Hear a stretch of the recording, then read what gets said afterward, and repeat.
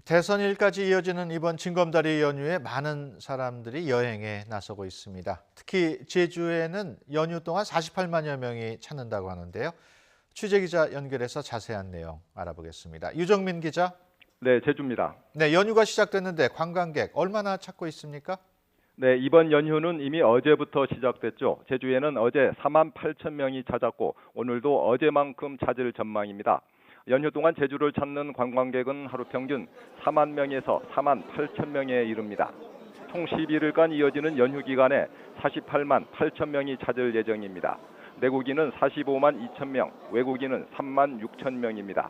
지난해 같은 기간에 비해 0.7% 감소한 것입니다.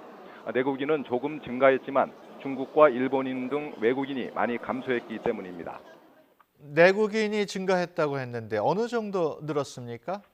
네, 이번 연휴에 제주를 찾는 내국인은 45만 2천 명이라고 말씀드렸는데요. 이는 지난해 같은 기간 38만 명에 비해 18.8% 증가한 것입니다. 연휴 기간이 늘어나고 항공권 구하기가 수월해졌기 때문입니다. 항공사에서도 임시편 등을 추가로 공급해 관광객들의 발길을 돕고 있습니다. 이 때문에 사드 보복 등으로 줄어든 중국인 관광객의 빈자리가 느껴지지 않을 정도입니다. 중국인을 포함해서 외국인 관광객들은 많이 줄었죠? 네, 그렇습니다. 이번 연휴에 제주를 찾는 외국인 관광객은 3만 6천 명에 불과합니다. 지난해 11만 명에 비해 무려 67.5%나 감소했습니다. 그동안 이 기간에는 중국의 노동절과 일본 골든 위크가 겹쳐서 외국 관광객이 몰렸습니다. 하지만 노동절 기간 중국 관광객은 지난 몇 년간 평균 2만 5천여 명에 이르렀지만 올해에는 4,900명에 그치고 있습니다. 또 일주일간 이어지는 골든 위크 기간 일본 관광객도 950명에 불과할 정도로 크게 줄었습니다.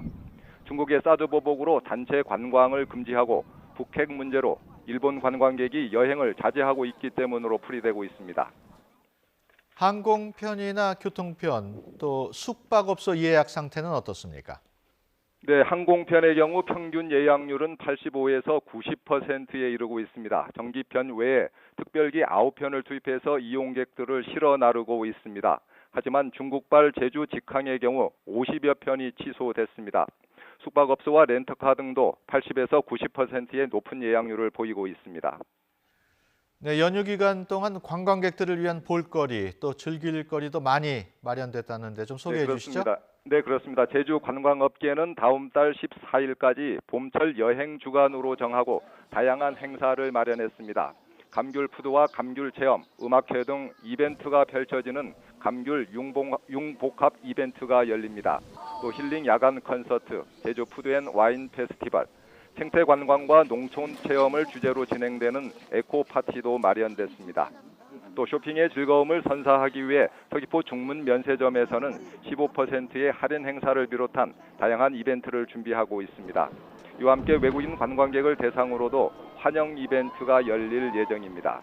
제주관광업계는 이번 연휴 특수 분위기가 5월 내내 이어지기를 바라고 있습니다.